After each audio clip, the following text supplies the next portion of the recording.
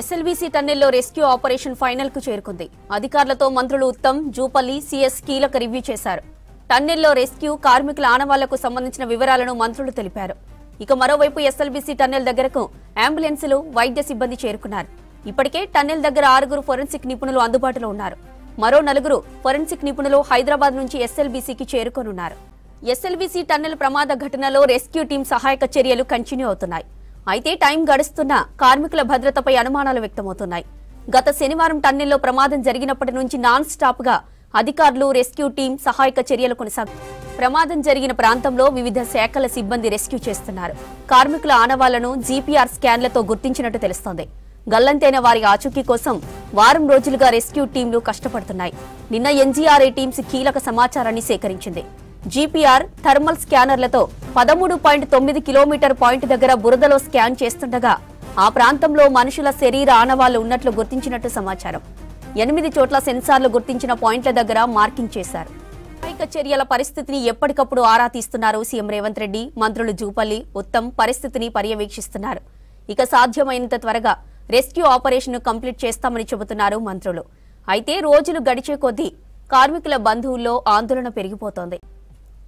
SLBC టన్నెల్లో rescue ఆపరేషన్లు ముమ్మరం చేశామన్నారు అచ్చంపేట ఎమ్మెల్యే వంశీకృష్ణ.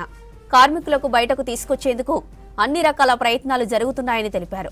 టన్నెల్లో చిక్కుకున్న 8 మంది కార్మికులు బతికే అవకాశం లేదన్నారు.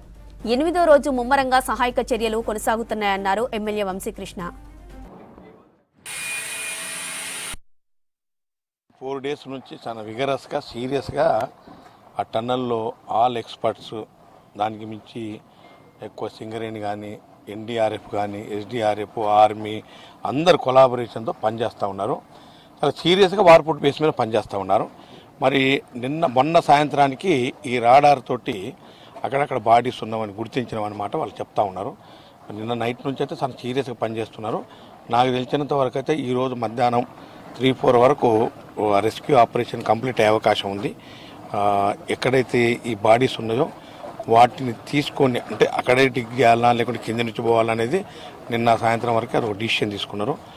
But work is going on very speed. కాకపోతే ఏంటంటే వాస్తవంగా అక్కడ చిక్కుకున్నది ఎవరు అంటే ఆ టీవీఎం కింద పనిచేసే వాళ్ళు ఒక 6 మంది, ఒక 2 ఆపరేటర్స్. ఆ 2 ఆపరేటర్స్ ఏమో అక్కడే ఉన్నట్టుంది లోపల నుంచి. ఆ కింద ఉన్న వాళ్ళు అక్కడే ఉంటారు జనరల్గా. మరి మాకున్న మెసేజ్ ఏంటంటే ఒక దగ్గర 4, ఒక దగ్గర 2, ఒక దగ్గర 2 అని చెప్తా ఉన్నారు. అంటే రాడార్స్ ఇమేజ్ అది. సో అక్కడే ప్లాన్ చేస్తారు, తీస్తూ ఉన్నారు. బట్ సీరియస్గానే ఫాస్ట్గా తీస్తూ ఉన్నారు. కాబట్టి ఈరోజు సాయంత్రం కల్లా మోస్ట్ ప్రాబబ్లీ రెస్క్యూ ఆపరేషన్ కూడా కంప్లీట్ అయ్యే అవకాశం ఉంది. బట్ ఇట్ ఎనీ కాస్ట్ ఒక దశలో అసలు ఇది సాధ్యం అవుతుందా కాదా అనుకున్నటువంటి దశ నుంచి ఇవాళ ఐడెంటిఫై చేసి వాటిని బయటికి తీసుకురావడానికి కోసం వాళ్ళ శాయశక్తుల ఏదైతే రెస్క్యూ టీం ఉంది వాటికి సంబంధించిన ఎక్స్పర్ట్స్ కూడా ఒక కొలాబరేషన్ తోటి మరి స్పీడ్గా పనిచేస్తూ ఉన్నారు. ఆ ఫస్ట్ 2-3 డేస్లో ఒక దశలో సాధ్యం కాదేమో అనిపించింది. ఇలా సాధ్యమైన తెలుస్తుంది. కొన్ని గంటల్లో 100% ఎక్కడైతే బాడీస్ ఉన్నాయని బయటకు వచ్చే అవకాశం ఉంది. పాపం వాళ్ళు ఎక్కడ 1000 కిలోమీటర్ల దూరం నుంచి ఈ టన్నెల్లో పనిచేయడానికి వచ్చారు. చాలా కాలం నుంచి పనిచేస్తూ ఉన్నారు.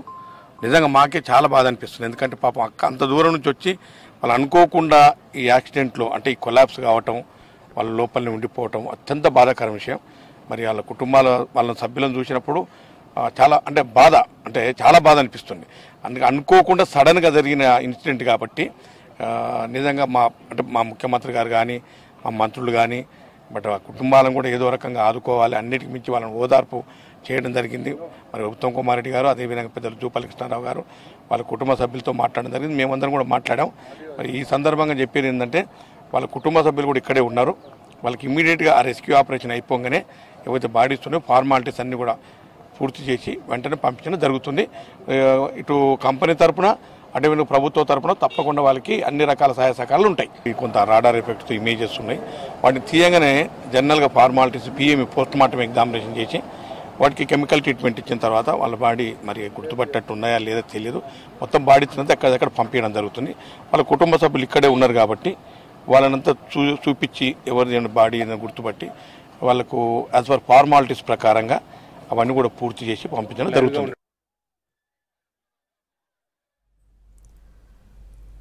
ఎస్ఎల్బీసీ టన్నెల్లో రెస్క్యూ ఆపరేషన్ ఫైనల్ కు చేరుకుంది. అధికారులతో మంత్రులు ఉత్తమ్, జూపల్లి, సిఎస్ కీలక రివ్యూ చేశారు.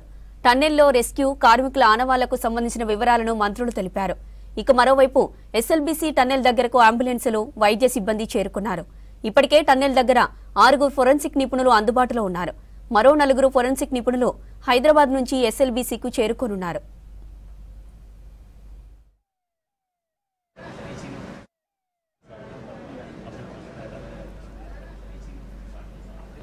ఎస్ఎల్బీసీ టన్నెల్ ప్రమాద ఘటనలో రెస్క్యూ టీం సహాయక చర్యలు కంటిన్యూ అవుతున్నాయి.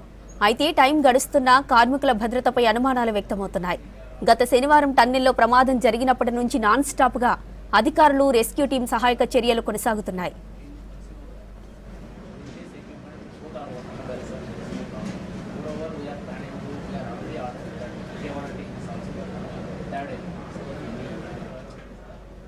ప్రమాదం జరిగిన ప్రాంతంలో వివిధ శాఖల సిబ్బంది రెస్క్యూ చేస్తున్నారు. కార్మికుల ఆనవాళ్లను జీపీఆర్ స్కాన్లతో గుర్తించినట్టు తెలుస్తోంది. గల్లంతైన వారి ఆచూకీ కోసం వారం రోజులుగా రెస్క్యూ టీంలు కష్టాలు పడుతున్నాయి. నిన్న ఎన్జీఆర్ఏ టీమ్స్ కీలక సమాచారాన్ని సేకరించింది. జీపీఆర్ థర్మల్ స్కానర్లతో 13.9 కిలోమీటర్ పాయింట్ దగ్గర బురదలో స్కాన్ చేస్తుండగా ఆ ప్రాంతంలో మనుషుల శరీర ఆనవాళ్లు ఉన్నట్లు గుర్తించినట్టు సమాచారం. 8 చోట్ల సెన్సార్లు గుర్తించిన పాయింట్ల దగ్గర మార్కింగ్ చేశారు.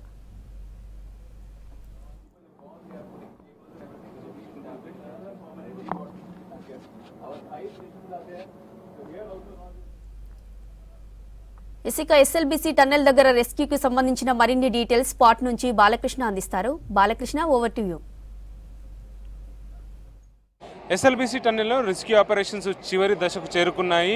టన్నెల్ లోపల ఉన్నటువంటి చిక్కుకున్న వాళ్ళ జాడ కోసం 8 రోజులుగా ప్రయత్నాలు జరుగుతూనే ఉన్నాయి. ఇప్పటికి కూడా రెస్క్యూ టీమ్స్, రెస్క్యూ ఆపరేషన్స్ అయితే నిరంతరంగా కొనసాగుతూనే ఉన్నాయి.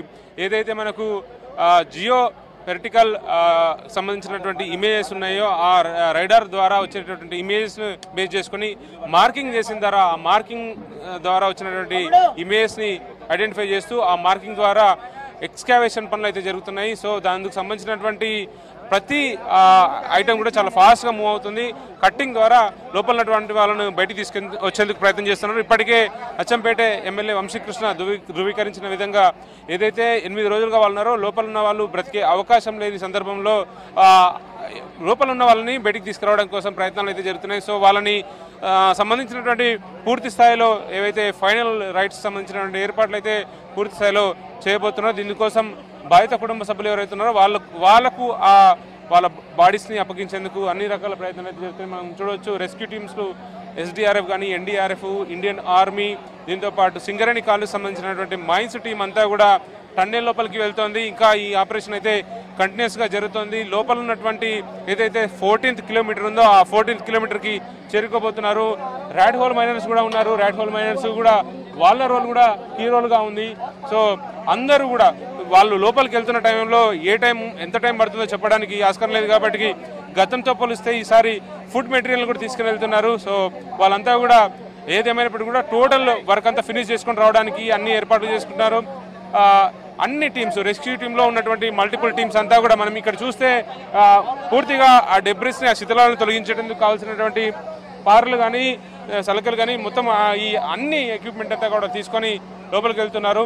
ఆ ఎక్విప్మెంట్ మనకు పూర్తిగా లోకోలో ఉన్నటువంటి ట్రాలీలో కనిపిస్తుంది. వీళ్ళంతా కూడా లోపల ఎట్లాంటి డిహైడ్రేషన్ గురి కాకుండా ఫ్రూట్స్ కానీ అట్లాగే ఓఆర్ఎస్ ప్యాకెట్స్ కూడా తీసుకొని వెళ్తున్నారు. మనం ఎగ్జాక్ట్గా చూస్తున్నటువంటి ఏదైతే క్యాబిన్ ఉందో ఈ క్యాబిన్లో మొత్తం ర్యాడ్ హోల్ మైనర్స్ ఉన్నారు. ఇక అన్ని టీమ్స్, ఇది ఫ్రంట్ క్యాబిన్, ఈ ఫ్రంట్ క్యాబిన్లో లోకో పైలట్ ఉంటారు. ఆ లోకో పైలట్ దీన్ని ఆపరేట్ చేస్తూ మూవ్ చేస్తూ ముందుకు తీసుకొని వెళ్తున్నారు. సో ఇక్కడ మనం చూస్తే కనుక క్లియర్గా డీసిల్టింగ్, డీవాటరింగ్ సంబంధించినటువంటి ఏవైతే వెల్స్ ఉన్నాయో దీని ద్వారా ఈ క్యాబిన్లలో వాటన్నిటిని కూడా తీసుకొని బయటికి తీసుకొచ్చే ప్రయత్నం చేస్తారు. సో మనకు ఆ డీవాటరింగ్ బయటికి తీసుకొస్తున్న సందర్భంలో ఆ డీవాటరింగ్ కోసం ఒకవైపు పైపుల ద్వారా ప్రయత్నాలు జరుగుతూనే మరోపక్క లోకో ద్వారా ఏదైతే ట్రైలు ఉన్నాయో ఈ ట్రైలలో పెద్ద ట్రైల్లో తీసుకొస్తారు.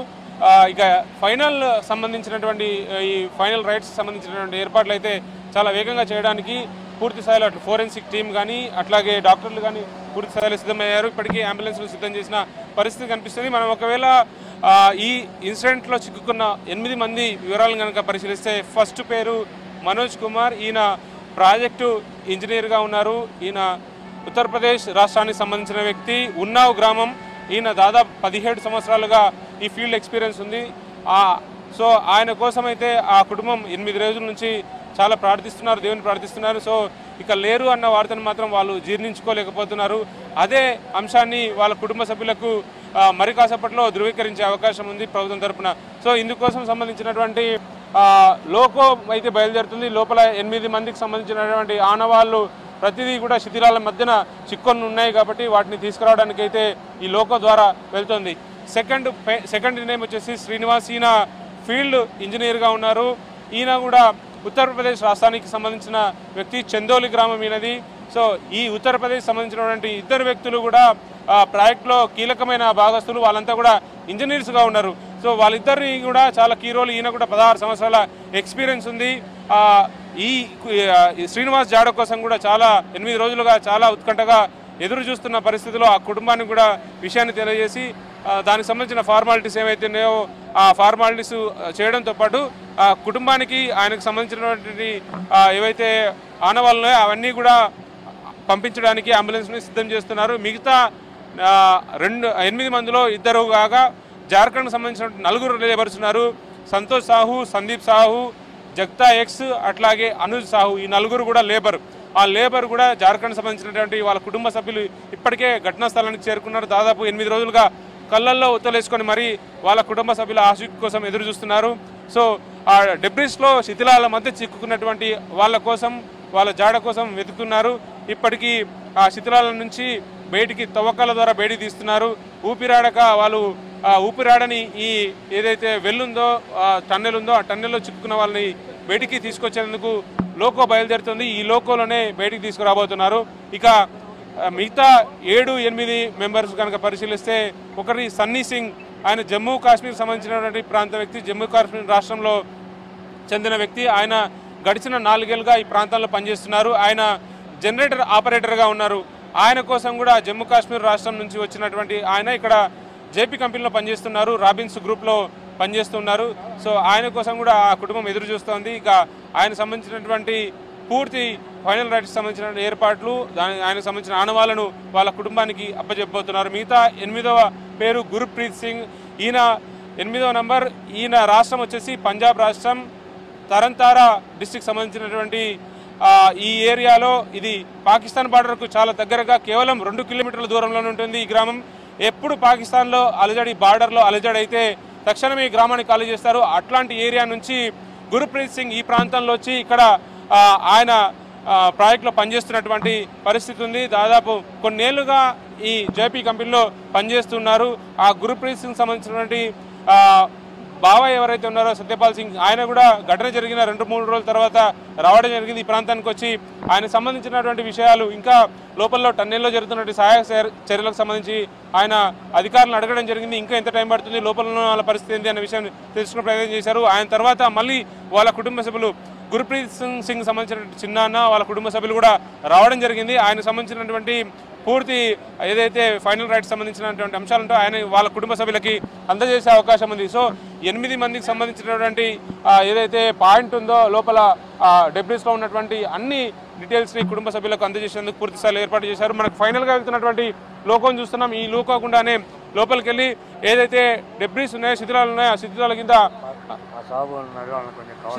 కింద ఏదైతే ఉన్నారో వాళ్ళని చిక్కుకోవడానికి ప్రయత్నం చేస్తున్నటువంటి పరిస్థితి ఉంది. మనతో పాటు ఇండియన్ ఆర్మీకి సంబంధించినటువంటి చీఫ్స్ ఉన్నారు, వాళ్ళతో మాట్లాడదాం. సో లోపల జరుగుతున్న సహాయక చర్యలు ఎట్లా జరుగుతున్నాయి అనే విషయాలు తెలుసుకునే ప్రయత్నం చేద్దాం. కల్నల్ జీ బోలియే కైసా చల్ రహా? We cannot speak anything. So వాళ్ళు మాట్లాడడానికి నిరాకరిస్తున్నారు. సో ఇండియన్ ఆర్మీ కూడా డే 1 నుంచి కూడా పూర్తి స్థాయిలో ఇన్వాల్వ్ అయింది. లోపల ఉన్నటువంటి సిల్ట్ని మట్టిని తీయడానికి బ్యాంబో క్యాట్ ద్వారా పూర్తి స్థాయిలో మట్టిని తీస్తున్నారు. ఎందుకంటే చిన్న స్థాయి ఎక్విప్మెంట్ పెద్ద వర్క్ చేయడానికి ఆస్కారం ఉంటుంది కాబట్టి అట్లాంటి ప్రయత్నాలే చాలా వేగంగా చేస్తున్నారు వాళ్ళంతా కూడా. సో ఈ లోకోకు సంబంధించినటువంటి ఆపరేటర్స్ కూడా ఇక్కడ మనం చూస్తే లోకోలో లోకో పైలట్ ఇక్కడ ఫస్ట్ క్యాబిన్లో దాని ఫుడ్కి సంబంధించినటువంటి మెటీరియల్ అంతా కూడా తీసుకుపోతున్నారు. వాళ్ళంతా కూడా లోపల ఎంత టైం పడుతుందో ఎగ్జాక్ట్గా చెప్పలేని పరిస్థితి. నార్మల్గా లోపలికి వెళ్తే సుమారుగా 3-4 అవర్స్ పడుతుంది. కానీ లోపల ఇంకా సహాయక చర్యలు జరుగుతున్నాయి కాబట్టి ఫైనల్ తుది స్టేజ్కి చేరుకున్నాయి కాబట్టి ఇంకొంత ఎక్కువ సమయం పట్టొచ్చు. ఫుడ్ మెటీరియల్ అంతా కూడా వాళ్ళు క్యారీ చేస్తున్నటువంటి పరిస్థితి కనిపిస్తుంది. స్టెప్ బై స్టెప్ కనుక చూస్తే లోకల్లో ఒక్కొక్కరుగా ఫస్ట్ ర్యాట్ హోల్ మైనర్స్ ఉన్నారు, తర్వాత ఎన్డీఆర్ఎఫ్ ఉంది, ఎస్డీఆర్ఎఫ్ ఉంది, అట్లాగే ఫైర్ డిపార్ట్మెంట్ ఉంది. దీంతోపాటు సింగరేణి మైన్స్లో పనిచేస్తున్నటువంటి మా నార్మల్ లేబర్తో పాటు రెస్క్యూ ఆపరేషన్ చేసే టీం కూడా ఇందులో ఇన్వాల్వ్ అయ్యింది. వాళ్ళంతా కూడా సిద్ధమై లోపలికి వెళ్తున్నారు. ఇంకా ఈ తుది దశకు చేరుకున్నటువంటి ఆపరేషన్లో వాళ్ళు పాలు పంచుకుంటున్నటువంటి సిచ్యువేషన్ మనకు క్లియర్గా కనిపిస్తుంది. సో ఎస్ఎల్బీసీ టన్నెల్ నుంచి ఇది అప్డేట్. కెమెరా పర్సన్ శ్రీనివాస కలిసి బాలకృష్ణ, V6 న్యూస్.